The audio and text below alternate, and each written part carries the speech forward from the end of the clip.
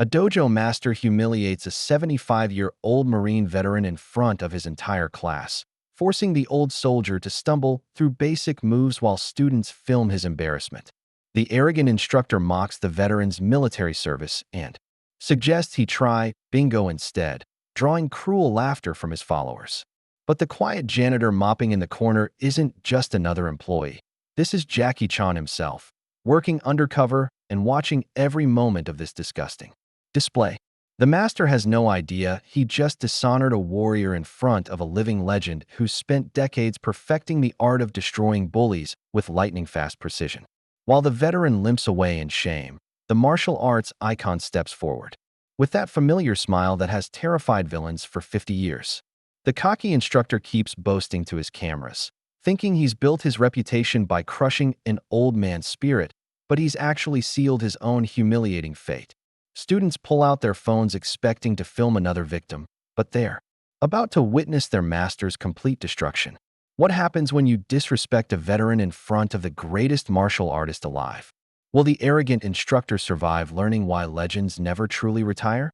What happened next would shake the bully's world forever. Before we jump back and tell us where you're tuning in from, and if this story touches you, make sure you're subscribed, because tomorrow I've saved something extra special for you. Frank Kowalski's alarm pierced the Arizona dawn at 0500 hours, same as every morning for the past 15 years. The retired Marine drill sergeant rolled out of bed with the mechanical precision that had never left him, though his joints protested more these days. Arthritis, the enemy that couldn't be defeated with discipline or determination, that he shuffled to the kitchen, boots clicking against hardwood floors worn smooth by decades of the same routine. The coffee maker gurgled to life as he filled his Marine Corps mug. The eagle, globe, and anchor faded but still proud after all these years. Outside his modest Phoenix Ranch home, the desert was already warming under the relentless sun. Frank popped 2 arthritis pills and chased them with black coffee, bitter as the acceptance that his body was betraying him. The mantel displayed a lifetime of service, photos of a younger Frank in dress blues, medals and shadow boxes, and recent pictures with his granddaughter Melissa, the only family he had left since Sarah passed in the garage. He attempted his morning exercises on equipment that hadn't changed since the 70s. Push-ups came harder now, his wrists aching after just 10. The heavy bag hung silent. He'd stopped hitting it months ago when his shoulders began to seize up. Every movement reminded him of what he'd lost, what time had stolen from him. The phone rang as he toweled off, already dreading another robocall about extended warranties or Medicare supplements. Instead, Melissa's voice brightened the room like sunshine through storm clouds. "Morning, Grandpa. I'm bringing coffee and those pastries you pretend not to like." Frank smiled despite himself. "You don't have to. Already in the truck. See you in 10. He hung up, suspecting this wasn't a casual visit. Melissa had that tone, the same one Sarah used when she was planning something for his own good. Frank straightened the photos on the mantel, pausing at one of himself teaching drill formations to fresh-faced recruits. Those men had looked at him like he could move mountains with his bare hands. Now he struggled to open a jar of pickles. Melissa arrived with military punctuality, balancing a cardboard tray of coffee and a white bakery box that smelled like heaven. At 32, she had Sarah's eyes and Frank's stubborn chin, a dangerous combination that usually got her what she wanted. "You've been avoiding me," she said, settling across from him at the kitchen table. "I've been busy." "With what?" "And don't say yard work. Mrs. Patterson told me you hired that teenager to mow the lawn." Frank fumbled with the pastry box, his stiff fingers making him clumsy. Melissa watched with barely concealed concern as he struggled with something that should have been simple. The silence stretched between them, heavy with unspoken worries. "I've been researching activities for seniors," she said finally. "There are lots of options. I'm not signing up for shuffleboard tournaments." "What about swimming?" "Low impact, good for joints, hate pools. Too many chemicals." "Yoga?" "That new age nonsense." Frank's military skepticism kicked in. "What's next?" "Meditation crystals." Melissa pulled out her phone, scrolling through saved articles. "Martial arts. Specifically designed for older adults. Improves flexibility, balance, mental sharpness. Some places even have programs for veterans." Frank paused mid-chew. "Martial arts? I'm 75, not 25. Age is just a number, Grandpa. You always told me that courage doesn't have an expiration date. Frank remembered his brief karate training during downtime in Vietnam. More barroom brawling than discipline. But he'd enjoyed the physical challenge. The idea stirred something deep in his chest, a flicker of the man he used to be. I'll think about it, he said, which they both knew meant no. After Melissa left, Frank found himself at his old computer, hunting pecking through search results for martial arts seniors Phoenix. The photos showed dignified older adults in white uniforms, faces calm and focused. Maybe, just maybe, there was still some fight left in the old Marine after all. 3 days later, Frank sat in his pickup truck outside Master Victor Draven's Ultimate Fighting Academy, gathering courage like ammunition before a mission. The strip mall dojo blazed with neon signs promising ultimate fitness and warrior training. Trophy cases flanked the entrance, and promotional posters featured a muscular man in an expensive GI, arms crossed in practiced intimidation. Through the large windows, Frank watched young people flowing in and out like water, confident, athletic. Everything he used to be. His arthritic hands gripped the steering wheel as doubt crept in. What was he thinking? This was a young person's world. The glass doors opened with an electronic chime that seemed too loud, too modern. Inside, bass-heavy music pounded from speakers while fluorescent lights buzzed overhead. The front desk gleamed with chrome and black leather, manned by a perky blonde who looked young enough to be his great-granddaughter. Welcome to Master Draven's. Brittany's smile was professionally bright. Are you here about our senior citizen discount? I was interested in classes, Frank said, his voice steadier than he felt. Through a viewing window, he watched an advanced class in session. Students moved with liquid precision, their techniques sharp and powerful. At the center stood the man. From the posters, Victor Draven, all muscle and swagger, commanding attention like a general reviewing troops. I in the corner, almost invisible, an older Asian man pushed a mop across the floor with fluid movements that seemed more like a dance. Students stepped around him without acknowledgement, as if he were furniture. But Frank noticed something unusual in the janitor's balance, the way he shifted weight with unconscious grace. First time, Brittany asked, sliding a waiver across the counter. Master Draven offers complimentary trial classes. Just sign here, and initial there. Frank hesitated, pen hovering over the paper. In the mirror behind the desk, he caught the janitor's reflection. The man was practicing subtle balance exercises while cleaning, movements so small they were almost imperceptible. Almost. The locker room smelled of sweat and industrial disinfectant.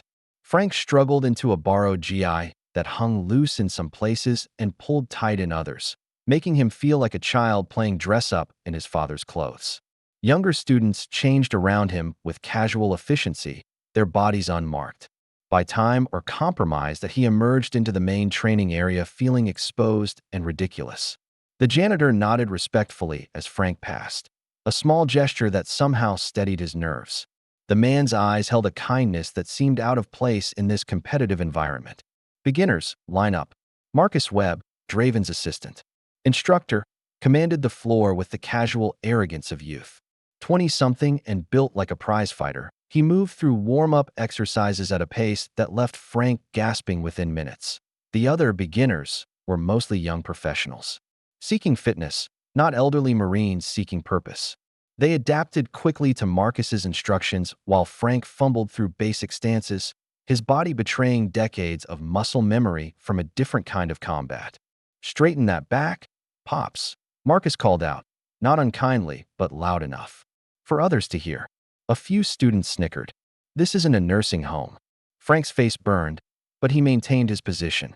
The janitor continued his work nearby, occasionally glancing over with what seemed like genuine concern. When students struggled to maintain complicated poses, the older man would pause his cleaning, as if wanting to help but knowing his place. The class moved to basic punching combinations. Frank's military training kicked in, direct, efficient strikes meant to disable, not impress. But his arthritis transformed powerful techniques into awkward gestures that drew more stifled laughter from the crowd. Not bad for a first-timer, Marcus said as class ended, his tone suggesting the opposite. Maybe stick to the senior center programs, though. This stuff can be pretty intense. As other students filed out, chatting excitedly about their progress, Frank sat alone on a bench, catching his breath and questioning every decision that had led him here.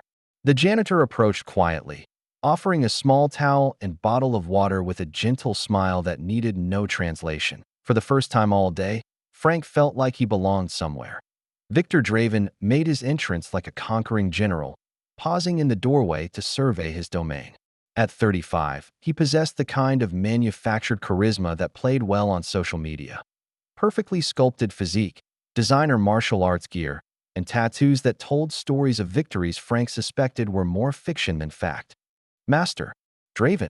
Students gathered around him like disciples, phones appearing to capture his every movement. He moved through choreographed handshakes and poses, each gesture calculated for maximum visual impact. Frank remained on the bench, still recovering from the beginner's class disaster. Draven's predatory gaze found him immediately, sizing him up like a wolf evaluating wounded prey. Well, what do we have here? Draven approached with theatrical concern. Someone looks a little overwhelmed. First time in a real dojo, Grandpa. Yes, sir. Frank's military courtesy kicked in automatically. Sir, Draven laughed, loud enough for gathering students to hear. I like that. Shows proper respect for hierarchy. He circled Frank like a drill instructor, but without the dignity or purpose. Tell me, what makes an old-timer think he can handle modern combat training? Frank mentioned his military background, hoping for common ground. Instead, Draven's expression shifted to patronizing amusement. Oh, military. That explains the rigid posture. But this isn't marching drills, soldier boy. This is real fighting, dynamic, explosive, evolved.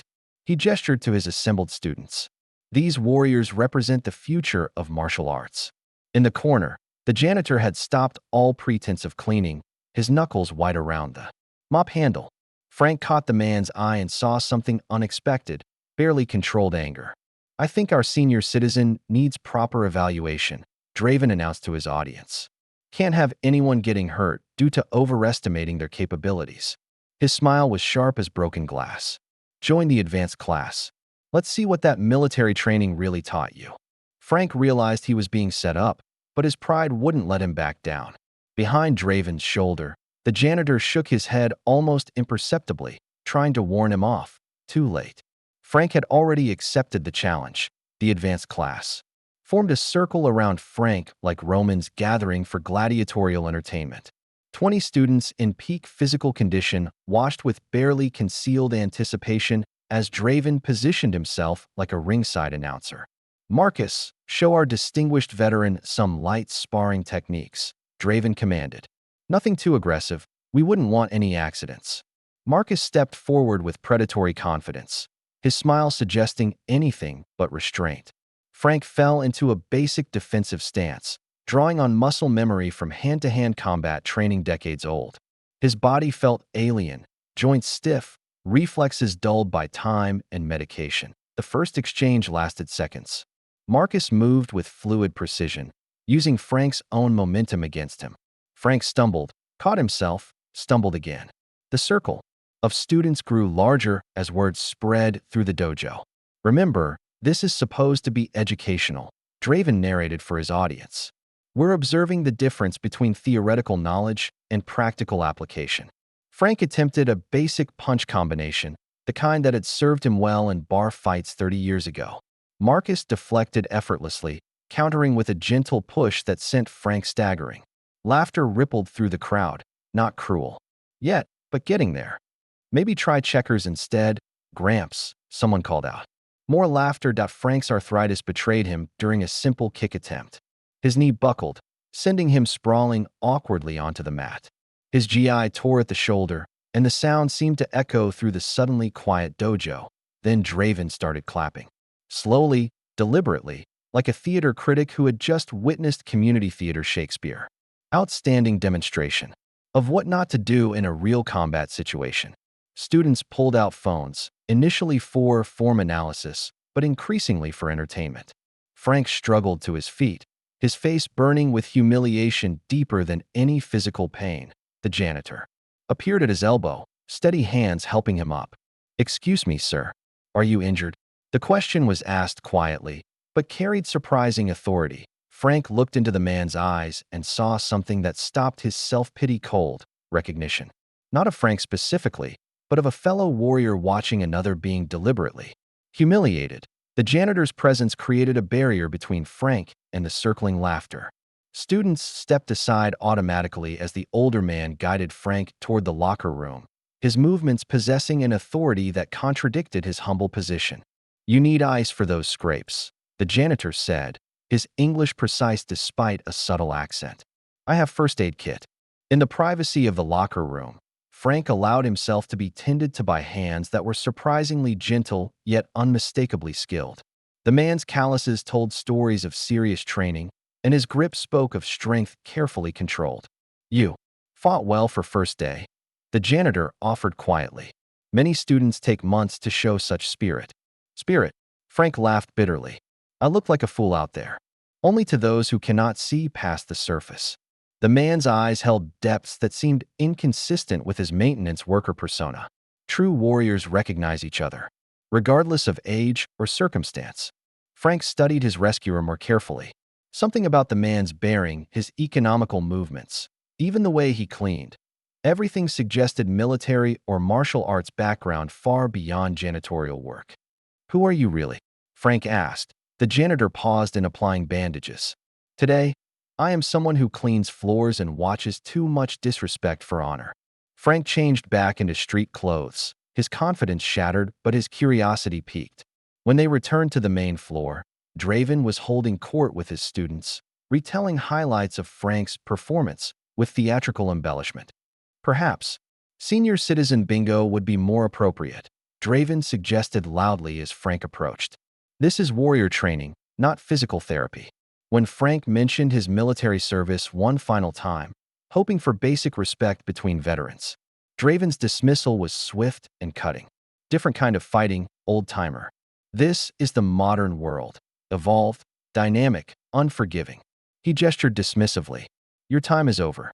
Frank pushed through the glass doors into the desert heat, leaving behind the sound of laughter and the weight of absolute humiliation. In his peripheral vision, he caught the janitor watching from the window, the man's expression unreadable but somehow reassuring. The drive home passed in a blur of shame and regret. Frank drove slowly through the parking lot, his mind replaying every mortifying moment of the evening. At the exit, he stopped to check for traffic and glanced back at the dojo one final time, hoping to put this nightmare behind him forever. Through the large windows, movement caught his eye. Three young punks had cornered the janitor in the back area near the equipment storage. Even from this distance, Frank could see the aggressive postures, the way they crowded the older man against the wall. One punk shoved the janitor, while another demanded his wallet. Frank's military instincts screamed at him to intervene, but his recent humiliation had stripped away any confidence in his physical abilities. What could a broken-down Marine do against three young thugs when he couldn't even handle one martial arts student? Then the impossible happened. The janitor moved like water flowing around stones. The first punk's aggressive shove became momentum that sent him spinning into the wall. The second's punch somehow redirected itself into the third's solar plexus with devastating precision. All three attackers were down in seconds, and the janitor hadn't thrown a single aggressive strike. Frank blinked hard, certain his eyes were deceiving him. But there was no mistaking what he'd witnessed: combat mastery that defied belief. Technique so refined it looked like choreographed poetry. The janitor helped each punk to his feet with gentle concern, speaking quietly until they nodded and walked away looking confused rather than angry. No violence, no retribution, just absolute control that transformed aggression into submission through pure skill. As the man turned toward the window, security lighting illuminated his face clearly for the first time. Frank's breath caught in his throat.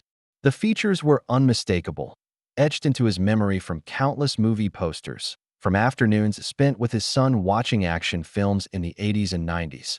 The janitor was Jackie Chan. Frank sat frozen in his truck, reality tilting on its axis. His childhood hero, the legend who had redefined martial arts cinema, had been mopping floors and watching Frank's humiliation in silence. The implications crashed over him like a tidal wave. Everything he thought he knew about tonight had just changed forever. Frank's hands shook as he fumbled with his old computer, hunting pecking through search results with desperate intensity. Jackie Chan, Arizona 2025, yielded scattered rumors and fan speculation. But buried in entertainment blogs, he found confirmation that made his heart race. That a brief Entertainment Weekly article from 3 months ago mentioned Jackie's sabbatical following a stunt injury during filming. Another piece in Variety noted his desire for complete privacy during recovery and speculation about sightings in the American Southwest. Fan forums exploded with theories about his whereabouts, but nothing concrete. Frank pulled up YouTube, watching compilation videos of Jackie's greatest fight scenes. The fluid movements, the environmental improvisation, the way he turned everyday objects into weapons, it all matched what he'd witnessed in the parking lot. Every signature move was there, refined by decades of experience. The timeline fit perfectly. Jackie's last public appearance was 4 months ago at a film premiere, walking with a slight limp. Since then, nothing, just rumors and fan theories about his mysterious disappearance from Hollywood. Frank printed several photos from recent interviews, comparing them to his memory of Mr. Chun. The resemblance was undeniable once you looked past the humble janitor's disguise. Same bone structure, same intelligent eyes, same unconscious grace that no amount of acting could fake. The implication staggered him. Jackie Chan had been working at Draven's dojo for months, witnessing the arrogance and cruelty firsthand. He'd watched Frank's humiliation tonight without intervening, maintaining his cover even as everything in him must have screamed to act. But why? What was a martial arts legend doing mopping floors in a second-rate Arizona dojo? Frank's military mind began piecing together a strategy. If Jackie was hiding in plain sight, there had to be a reason. The injury was part of it, but Frank sensed something deeper, disgust with what modern martial arts had become, perhaps, or a need to understand the enemy from within. Tomorrow, Frank would return to the dojo, not to train with Draven, but to confront the truth about the quiet man who had shown him more kindness in one evening than the so-called master had shown anyone. Frank arrived at the dojo at 0500 hours, military habits serving him well in civilian reconnaissance. The parking lot was empty except for an older Honda Civic with cleaning supplies visible in the back seat. Through the windows, a lone figure moved through the main studio with impossible grace. Jackie was practicing traditional kung fu forms, his movements flowing like water over stone. Every technique was executed with mathematical precision, decades of mastery evident in the smallest details. This wasn't the janitor Frank had met. This was a legend in his element, Frank gathered his courage and tapped on the glass door. Jackie paused mid-form, their eyes meeting through the reflection. No surprise registered on the martial artist's face, as if he'd been expecting this confrontation. The door opened silently. "You saw," Jackie said simply. Not a question. Frank nodded, unable to speak for several heartbeats. "Why?" he finally managed. Jackie stepped aside, inviting him in. "Sometimes we must see darkness to appreciate light." He returned to his forms while they talked, movements hypnotic in their perfection. "Please, call me Chin while we are here. Jackie Chan is on vacation." "How long have you been watching Draven's operation?" 3 months. Long enough to understand what modern martial arts has become in some places. Chin's voice carried quiet disgust. Ego over honor. Profit over principle. Strength used to humiliate rather than protect. Frank watched the legendary fighter move through ancient patterns, each technique a masterpiece of efficiency and power. You could shut him down with one phone call. Why maintain the charade? Chin completed a complex sequence before answering. Because exposure without understanding teaches nothing. Draven must learn why he is wrong, not simply that he is wrong. He faced Frank directly, and perhaps an old soldier and an aging actor both needed to remember what real strength looks like. The admission hung between them. Two warriors past their prime, seeking purpose in a world that had seemingly moved beyond their values. "I saw what you did to those punks last night," Frank said. "That wasn't acting." Chin's smile was gentle but fierce. "No, that was justice." The 24-hour diner smelled of coffee and possibility. Chin had changed back into his janitor uniform, but the transformation was incomplete. His movements still carried the unconscious authority of a master.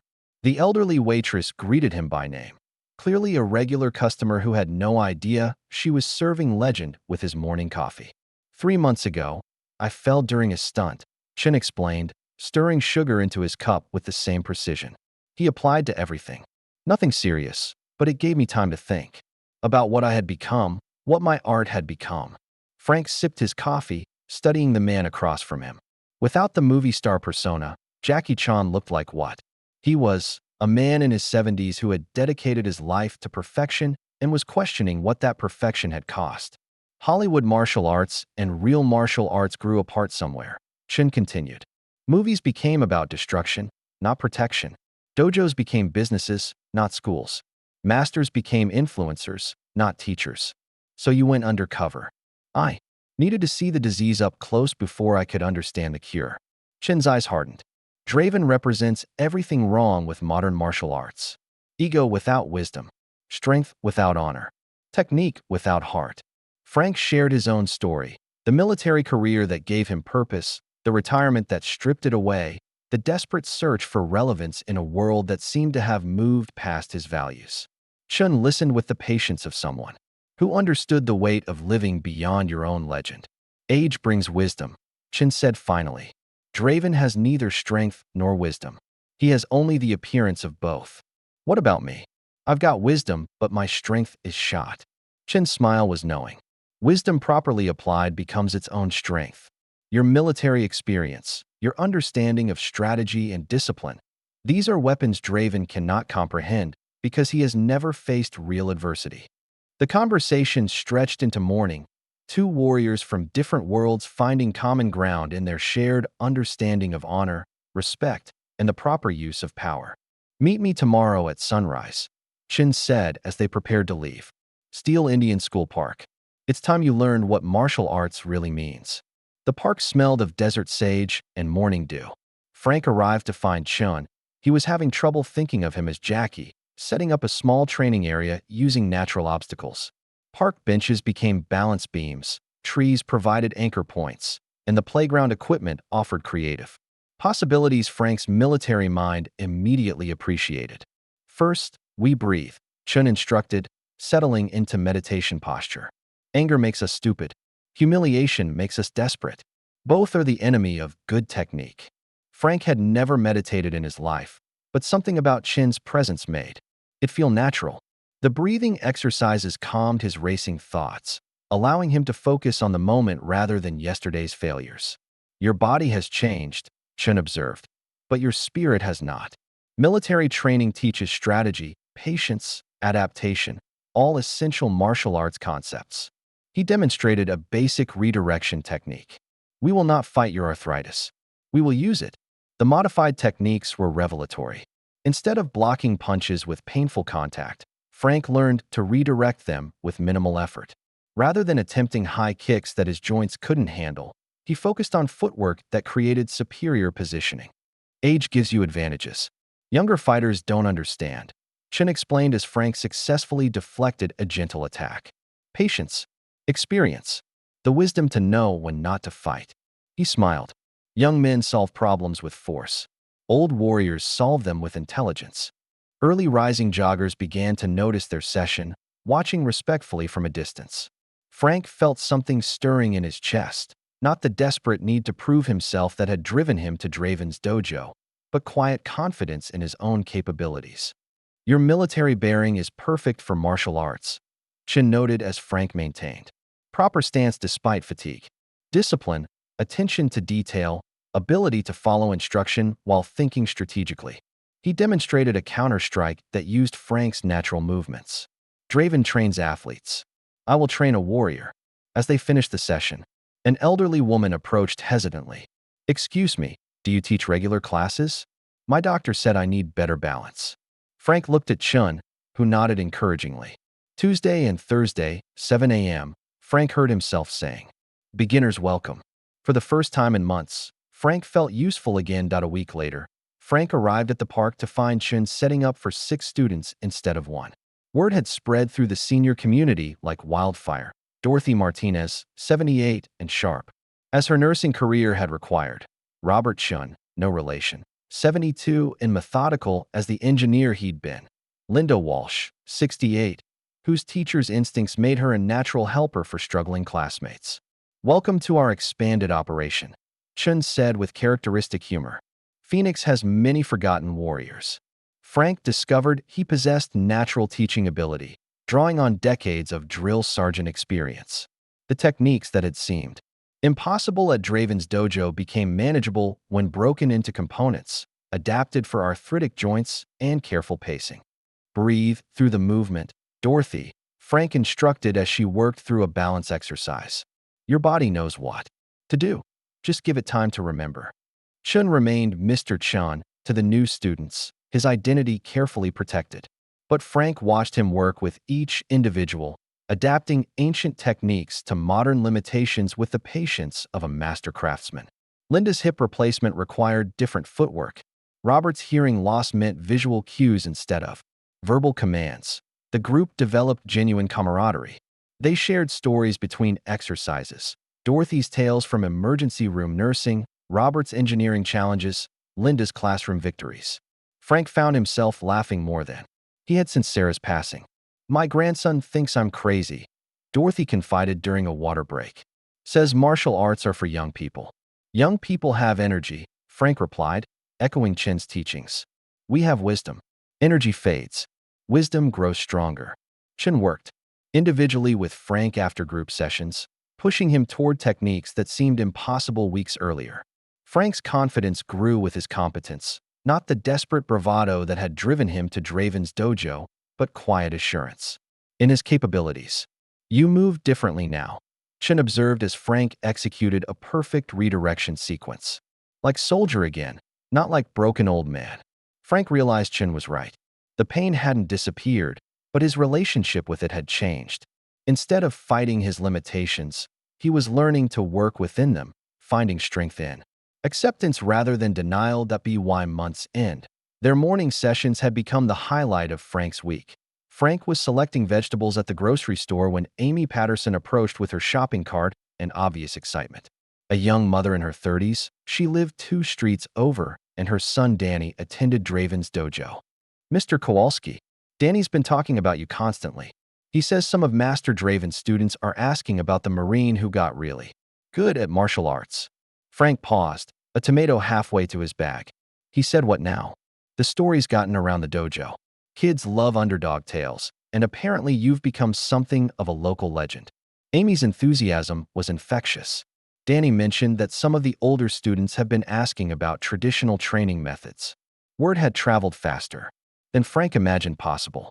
Social media whispers about the senior martial arts group had reached Draven's students, creating curiosity about alternatives to the dojo's intimidation-based approach. "The checkout line," Frank encountered too.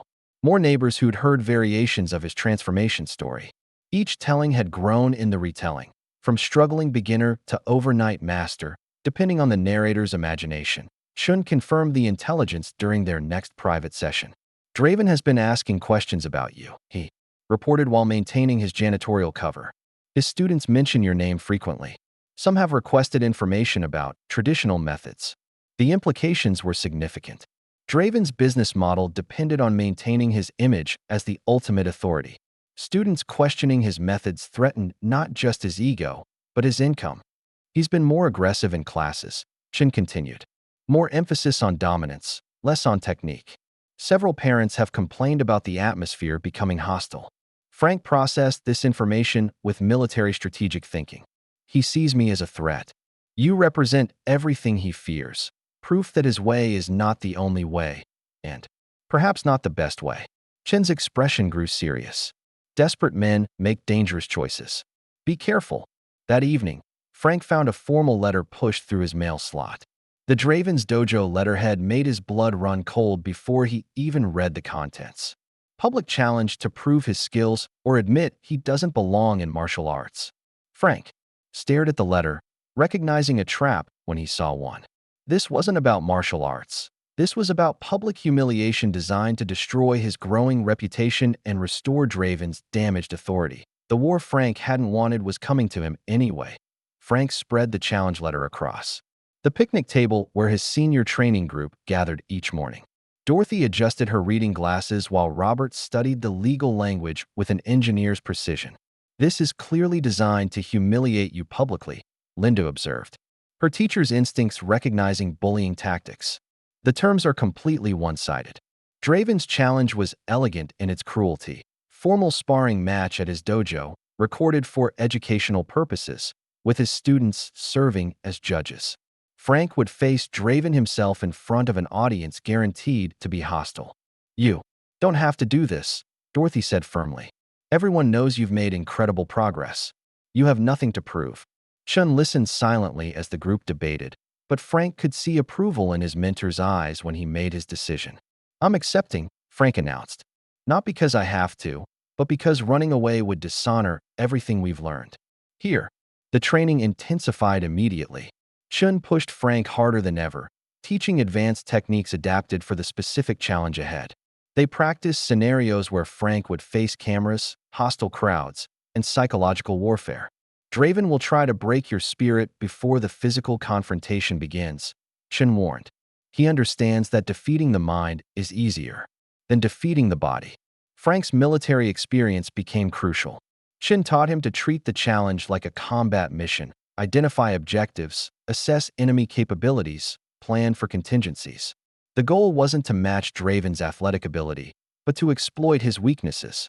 Arrogance makes men predictable, Chun explained as they worked through defensive combinations. He will play to the cameras, sacrifice effectiveness for appearance. Use that. The other seniors volunteered as Frank's support team, planning to attend en masse. Robert researched recording laws, ensuring they could document any rule violations. Dorothy prepared a comprehensive first aid kit. Linda organized transportation and moral support. You won't face this alone, Dorothy declared with the authority of someone who'd commanded emergency rooms for decades. The Chin's final instruction carried weight beyond technique. Remember why you started this journey. Not to prove strength, but to rediscover honor. Win or lose, you have already succeeded. The challenge was set for Friday night. Frank had 5 days to prepare for what felt like the most important battle of his civilian life. Friday evening arrived. With the weight of destiny, Frank drove toward Draven's dojo expecting a simple sparring match and found instead a circus of cameras, professional lighting equipment, and a crowd that spilled into the parking lot. What the hell? Frank muttered, realizing immediately that he'd been set up. Draven had transformed the challenge into a major social media event. Professional live stream equipment filled one corner, complete with commentary desk and multiple camera angles.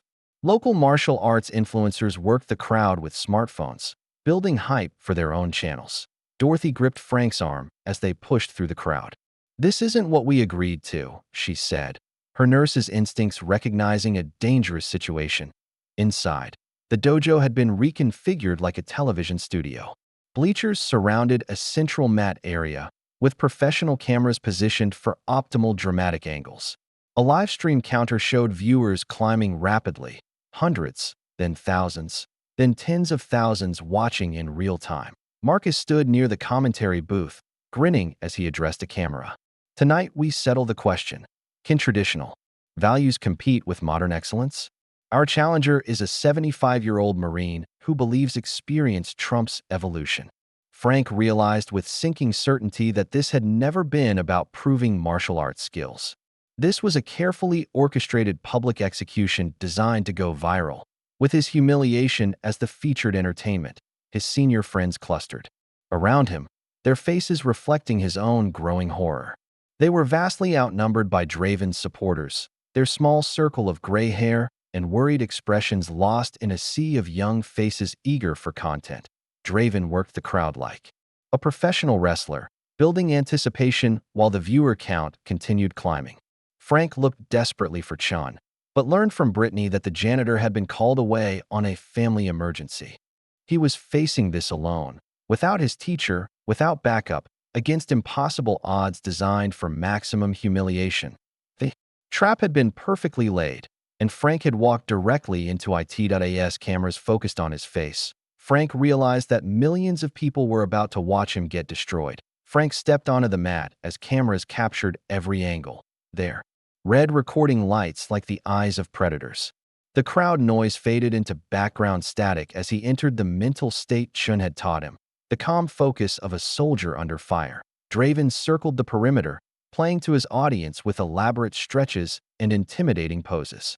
His warm-up routine was pure theater, each movement calculated for maximum visual impact. The livestream chat exploded with comments as viewer numbers climbed past 50,000. Ladies and gentlemen, Marcus announced into his headset microphone. Tonight we witnessed the collision of past and present. Can outdated military training compete with evolved martial arts mastery? Frank ignored the commentary, using the time to assess his environment with tactical precision. Exit routes, potential weapons, crowd positioning, decades of combat training. Kicked in automatically. The cameras were positioned to capture his inevitable humiliation from every conceivable angle. The referee, clearly one of Draven's advanced students, explained rules heavily biased toward the home team. No time limits, no protective gear, victory by submission or knockout. Frank noticed the referee's Draven Academy shirt and realized even the officiating was compromised. Any last words, grandfather? Draven called out, his voice carrying across the suddenly quiet dojo. Want to apologize to your family for this embarrassment before we begin? Frank maintained military bearing, refusing to be baited into responding. Chen's teachings echoed in his mind. Anger makes us stupid. Patience makes us dangerous. The formal challenge began with Draven's theatrical bow to the cameras, then a mocking salute toward Frank. The crowd erupted as their champion began his predatory circle, looking for the perfect opening strike that would end this quickly and dramatically. Frank settled into the defensive stance Chun had drilled into him thousands of times. Not the rigid military posture that had failed him before, but something fluid and adaptable, a willow tree bending with the storm rather than an oak trying to resist it. Draven's first attack came fast and flashy, designed more for camera appeal than effectiveness. Frank applied Chen's fundamental lesson: redirect rather than resist, letting his opponent's momentum work against them. The real fight was about to begin. Draven's opening combination was pure showmanship, spinning kicks and elaborate hand techniques that looked devastating on camera but telegraphed their intentions like semaphore flags. Frank applied Chen's defensive principles, redirecting each strike with minimal effort while studying his opponent's patterns. Notice how the old-timer just runs away. Draven narrated for his audience between attacks, playing simultaneously to the crowd and the livestream. Classic example of outdated training meeting modern reality. The running commentary was tactical. Mistake number 1. Frank's military mind cataloged every word, reading Draven's intentions before his body could execute them. The man was fighting two battles, one against Frank, another for social media supremacy. Frank maintained his defensive positioning, using footwork and distance rather than strength. Each of Draven's flashy techniques created openings that Chun had taught him to recognize, but Frank waited patiently for the perfect moment rather than rushing into counters. "Come on, Grandpa," Marcus shouted from the sidelines. "This is sparring, not a retirement home shuffle." The crowd's energy shifted subtly as Frank continued to frustrate Draven's attempts at quick dominance. What should have been a 30-second highlight reel was stretching into actual combat, and some spectators began recognizing Frank's tactical intelligence. Draven's attacks grew more aggressive as his showmanship failed to produce the expected results. His technique remained impressive, but Frank noticed the subtle changes: less control, more power, reduced precision as ego override training. "Why won't you fight back?" Draven demanded, his voice carrying frustration that the cameras picked up clearly. Frank remained silent, applying military patience learned in situations far more dangerous than this manufactured drama. He was fighting smarter, not harder, exactly as Chun had taught him. The livestream chat began filling with unexpected comments. Viewers recognizing Frank's defensive mastery, questioning why an amateur could neutralize a professional so effectively. Draven attempted an elaborate spinning heel kick designed for maximum visual impact, but his focus on camera angles compromised his balance, and Frank saw the opening. Chun had prepared him 4.1 simple ankle sweep, perfectly timed, sent Draven stumbling sideways as his kick missed completely. The crowd's energy shifted again, this time toward uncertainty. Draven recovered from his stumble with athletic grace, but the damage was done. For the first time tonight, he'd looked human on camera instead of superhuman. The perfect image had cracked, and Frank could see doubt creeping into his opponent's eyes. "Lucky shot," Draven muttered, but loud enough for the microphones to catch. His next combination came harder and faster, ego-driving technique toward recklessness. Frank continued applying Chin's lessons about using an opponent's momentum against them. When Draven overextended on a dramatic punch combination, Frank wasn't there to receive it. He'd already shifted position, leaving his opponent striking air while moving to superior tactical ground. The crowd's murmur grew louder as they witnessed something unexpected. Frank wasn't winning through superior athleticism or flashy technique, but through something more subtle and arguably more impressive: pure martial arts intelligence that Dorothy's voice cut through the noise. That's real technique. Other seniors joined her, their support growing bolder as Frank demonstrated competence that contradicted Draven's narrative. Marcus stepped closer to the mat edge, ostensibly to get better camera angles, but actually positioning himself for potential interference. Frank caught the movement with peripheral vision, recognizing standard flanking maneuvers from his military experience. "Having trouble with one old man," someone called from the crowd, not one of Frank's supporters, but a neutral observer who'd noticed Draven's increasing frustration. The psychological dynamic was shifting. What had started as a public execution was becoming a genuine contest, and Draven's carefully constructed image of invincibility was crumbling in real time. Draven signaled subtly to Marcus and two other advanced students. Frank recognized the hand signals, not martial arts communication, but tactical coordination. The fair fight was about to become a coordinated assault. "You want to see real fighting?" Draven announced to the cameras, his voice carrying an edge that suggested desperation. "Let's give the people what they came for." Frank shifted position slightly, placing his back toward the wall to eliminate flanking routes. His military training kicked into high gear. Multiple opponents, hostile environment, no backup. Marcus stepped onto the mat edge, breaking the pretense of official supervision. The trap within the trap was finally springing. "Camera adjustment," Marcus announced loudly, stepping onto the mat while two other students moved to flank Frank's position. The coordination was obvious to anyone with tactical training, but the crowd saw only technical adjustments for better footage. Frank's voice cut through the dojo with surprising authority. "Rule violation. Outside interference." The livestream chat exploded with accusations of cheating as viewers recognized the obvious setup. Even Draven's supporters looked uncomfortable with the transparent attempt to gang up on a 75-year-old man. "Just getting better angles," Marcus insisted, but his positioning told a different story. Frank was now facing potential attacks from three directions while cameras captured every angle of his anticipated destruction. Dorothy stood up in the bleachers, her nurse's voice carrying decades of authority. "This is disgraceful. You're all cheating." Other spectators began voicing similar protests.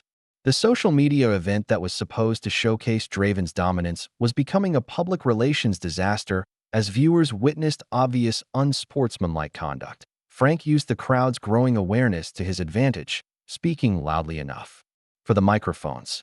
"Is this how modern martial arts handles a challenge? 3 against 1. Robert's engineering mind had been analyzing the setup since arrival. "The livestream comments are turning against them," he called out. "People can see what's happening." The viewer count had climbed past 100,000, but the tone was shifting dramatically.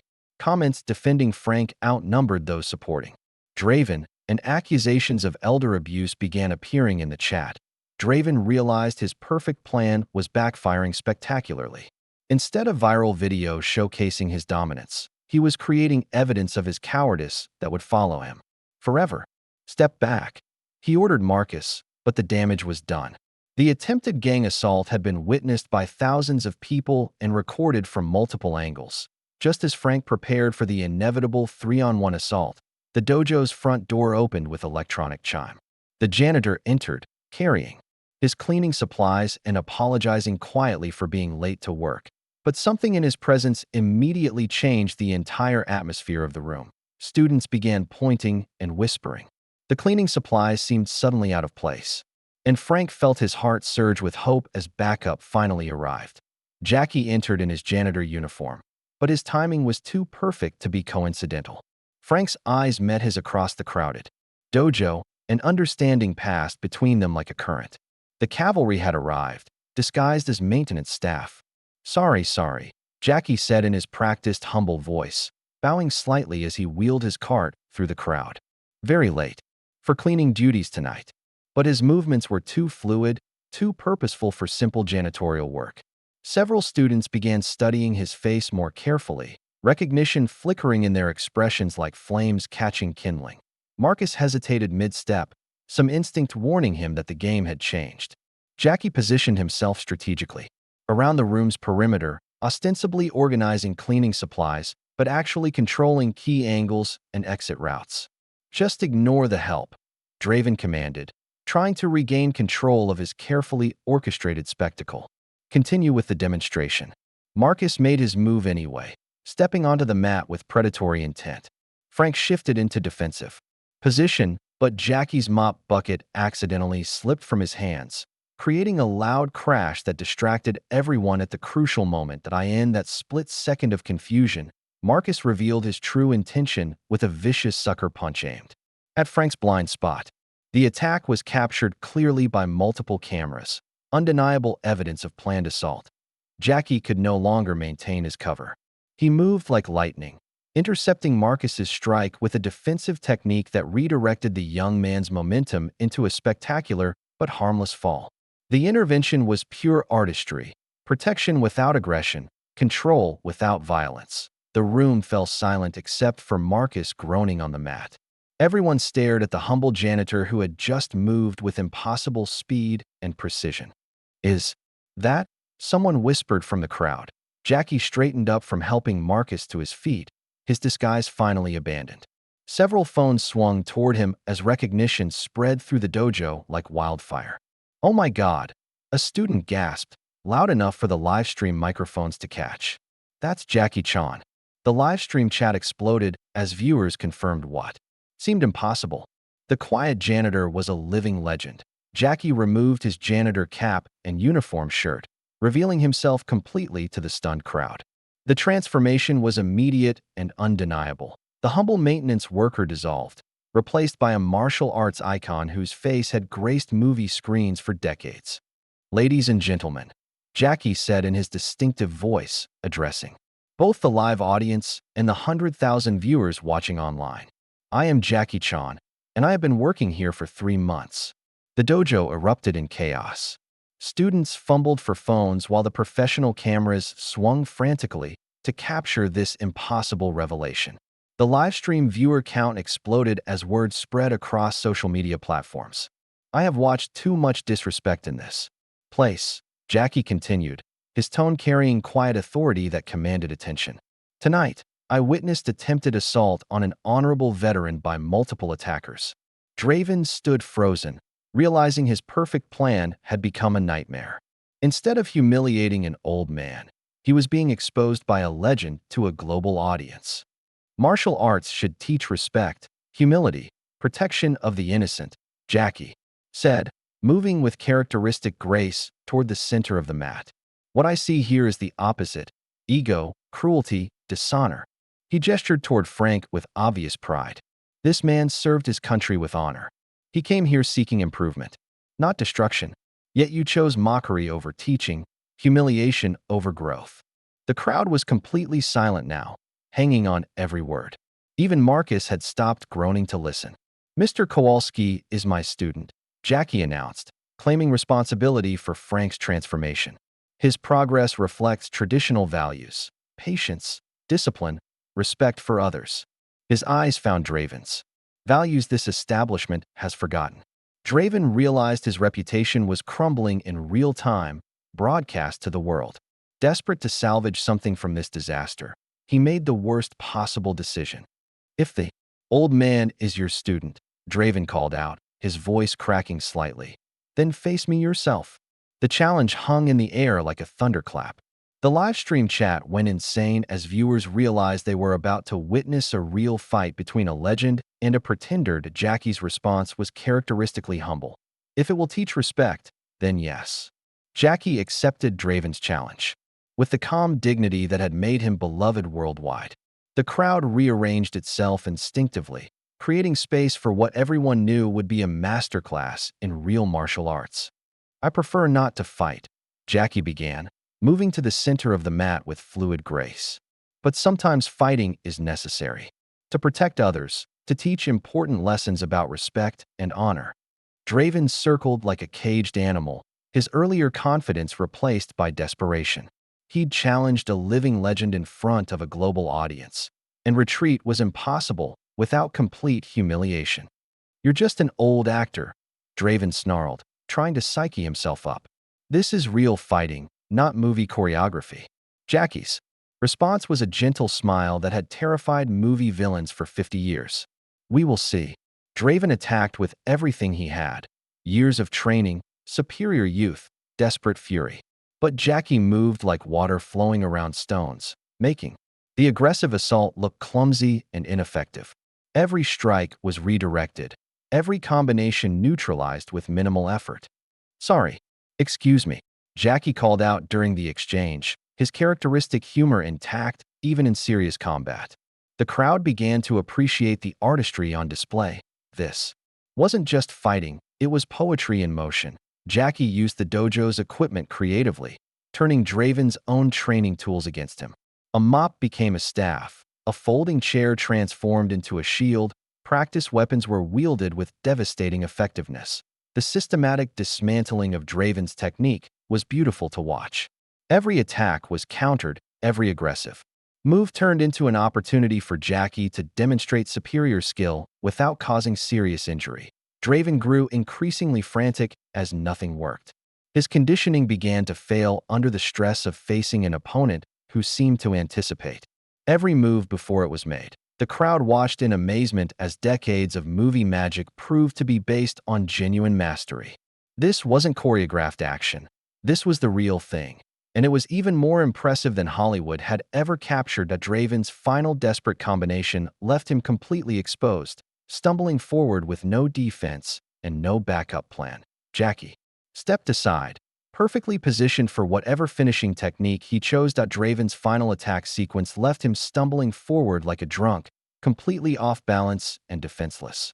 Jackie could have ended this with any number of devastating techniques, but instead chose something far more powerful and memorable. As Draven tried desperately to recover his footing, Jackie delivered his signature move, a simple, perfectly timed slap that echoed through the silent dojo like a gunshot. The technique was humiliating rather than harmful, the ultimate lesson in humility administered with surgical precision. Draven sprawled onto the mat, not from injury, but from the complete destruction of his ego. The slap had been captured from multiple angles, recorded in high definition for a global audience that erupted in digital celebration. The livestream chat scrolled faster than human eyes could follow as viewers shared the moment worldwide. Hashtag JackieChanSlap began trending immediately, but the real story was deeper than viral entertainment. Frank stood vindicated as his teacher revealed himself as a legend. The journey from laughingstock to legitimate martial artist was complete, witnessed by millions and validated by the greatest living action star. Jackie helped Draven to his feet with characteristic compassion, offering final wisdom about respect and honor even to the man who had orchestrated this entire disaster. "Martial arts is not about defeating others," Jackie told the cameras, addressing the global audience. "It is about improving yourself, protecting those who cannot protect themselves, and showing respect for all people regardless of age or ability." He announced his intention to take over the dojo, transforming it from a business built on intimidation into a school focused on traditional values. Students immediately lined up to apologize to Frank and learn from both masters. The phones that were meant to capture Frank's humiliation instead broadcast a lesson in honor that reached every corner of the internet. 1 week later, Frank and Jackie taught their morning class in the transformed dojo. Students of all ages filled the space, seniors seeking purpose, young people learning respect, everyone united by shared commitment to genuine martial arts values. Frank had found his purpose again as a teacher and protector. Jackie had discovered his calling beyond movies. Together, they created something beautiful from what was meant to be destruction. proving that true warriors find each other exactly when they're needed most. 3 months after the night that changed everything, Frank arrived at what was now called the Harmony Dojo at his usual 0500 hours.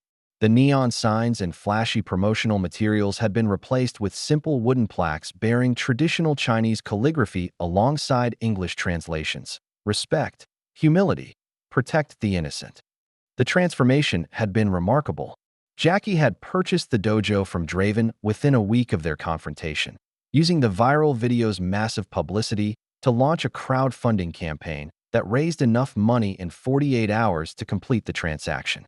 Draven, his reputation destroyed beyond repair, had quietly left Phoenix and disappeared from social media entirely. Frank unlocked the doors. Jackie had made him head instructor and given him his own set of keys, and breathed in the familiar scent of incense and hard work. The morning routine had become sacred to him, checking the equipment, reviewing lesson plans, preparing for the diverse group of students who would arrive over the next 14 hours. The senior class still met at sunrise, but it had grown from 6 students to nearly 30. Dorothy had become the unofficial den mother, organizing carpools and social events that extended their martial arts family beyond training hours. Robert had applied his engineering skills to modifying equipment for students with various physical limitations. Linda used her teaching experience to develop curriculum that made complex concepts accessible to minds dealing with everything from arthritis pain to early-stage dementia. Morning, Sensei Frank called out Margaret Shun, no relation to Jackie, just one of the many students who had joined after seeing the viral video. At 68, she moved with the careful precision of someone rebuilding confidence after a hip replacement. Morning, Margaret. How's the balance work coming along? Better every day. My granddaughter says I stand straighter now. She smiled, arranging her workout mat with the methodical care Frank recognized in all his senior students. More importantly, I feel straighter. Jackie arrived precisely at 0530, carrying 2 cups of coffee from the diner where they'd first talked as equals rather than legend and fan. The routine had developed naturally. Frank handled the administrative duties and basic instruction, while Jackie provided advanced training and philosophical guidance. Big day today, Jackie said, handing Frank his coffee. Channel 12 wants to film the afternoon teen class for their community spotlight segment. Frank grimaced slightly. Media attention had been constant since the viral video, most of it positive, but overwhelming for someone who preferred quiet service to public recognition. The original video had been viewed over 50 million times, spawning countless reaction videos, news segments, and even a documentary proposal that Jackie had politely declined. You sure we're ready for more cameras? The story needs to be told correctly, Jackie replied, settling into his morning meditation position. Too many people think what happened here was about fighting. They miss the real lesson. The real lesson, Frank had learned, was about dignity. Not the kind that demanded respect through intimidation, but the kind that earned it through consistent character and genuine care for others. Their dojo had become a sanctuary for people society often overlooked. Seniors fighting irrelevance, teenagers struggling with bullying, adults seeking purpose beyond their careers. At 0600, the senior class began filing in. Frank watched them. With the pride of a drill sergeant who'd successfully transformed civilians into soldiers, except his mission was gentler, transforming isolation into community, despair into hope, physical limitation into adapted strength.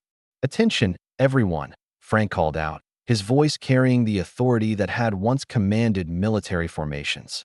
Today we're working on practical applications. Dorothy, your scenario involves someone trying to snatch your purse. Robert, we're practicing the techniques for if someone tries to push you down. Linda, you get to work on the loud voice defense we discussed. The scenarios weren't theoretical. Phoenix had its share of predators who targeted seniors, assuming they were easy victims. Frank's students were no longer easy anything. More importantly, they carried themselves with the confidence that discouraged predators from trying in the first place. Jackie moved through the class like a master conductor, adjusting techniques with gentle touches, offering encouragement in multiple languages, demonstrating modifications that turned impossibility into achievement. Watching him work never got old for Frank. The patience, the precision, The way he could make a 70-year-old woman feel like a capable warrior while never pushing beyond safe limitations. Sensei Jackie called out William Park, a 73-year-old Korean War veteran who joined the class 2 months earlier. My grandson wants to know if you'll teach him that spinning kick from Drunken Master. Jackie's laugh was warm and genuine. Tell him to master basic balance first. Spinning kicks are like advanced mathematics. You need strong foundation before attempting fancy calculations. At 0800, the senior class gave way to the morning meditation group, a mixture of ages seeking peace in an increasingly chaotic world. Frank had initially been skeptical of the meditation component, but Jackie had insisted that mental training was as important as physical preparation. Cannot have strong technique without strong mind, Jackie had explained during their first planning session. Anger makes fighters weak. Fear makes defenders ineffective.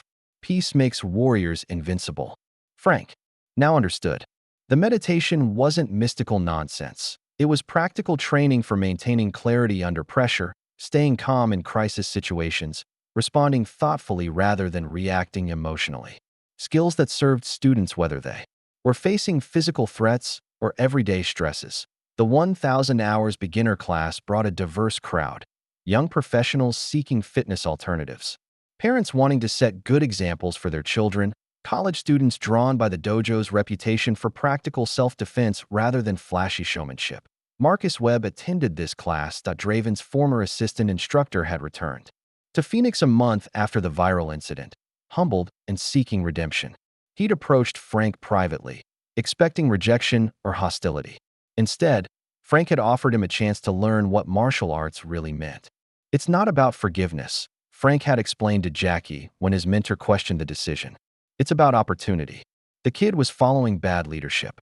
Give him good leadership, maybe he becomes something better. Marcus was proving Frank's faith justified. Stripped of his artificial authority and forced to start over as a white belt among genuine beginners, he was discovering humility for the first time in his adult life. More importantly, he was learning to use his physical gifts to protect rather than intimidate. Marcus helped Mrs. Rodriguez with her stance, Frank instructed. Remember, teach, don't show off. The transformation had been remarkable to witness. Marcus still possessed exceptional physical ability, but now he applied it with patience and genuine care for struggling students. The arrogance that had made him insufferable under Draven's influence was being replaced by the quiet confidence that came from earning respect rather than demanding it. The afternoon brought Frank's favorite class, teenagers. These kids faced different challenges than the seniors: cyberbullying, social media pressure, the peculiar cruelties that adolescents inflicted on each other. But Jackie's principles applied universally. Strength is not about winning fights, Frank told them during the opening discussion. Strength is about not needing to fight because people respect you too much to start trouble. The teen class included Danny Patterson, Amy's son, who had inadvertently started the chain of events that led to Frank's transformation. The boy had transferred from Draven's dojo after the viral incident, bringing several friends who were tired of the toxic atmosphere at the old academy. Mr. Frank, Danny asked during technique practice, my friend Tyler says real martial arts is like what we see in UFC fights. All that ground fighting and submission holds. Is he right? Frank paused, considering his answer carefully.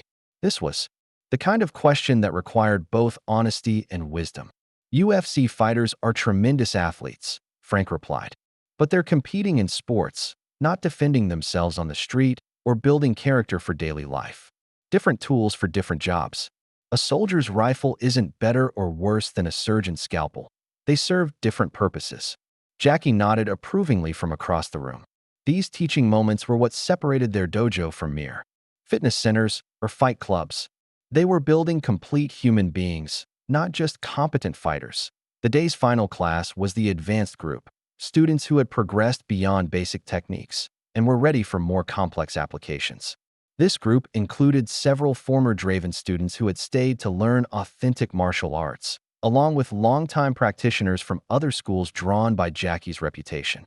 Tonight, we practice multiple attacker scenarios, Jackie announced. Remember, goal is escape and survival, not Hollywood heroics.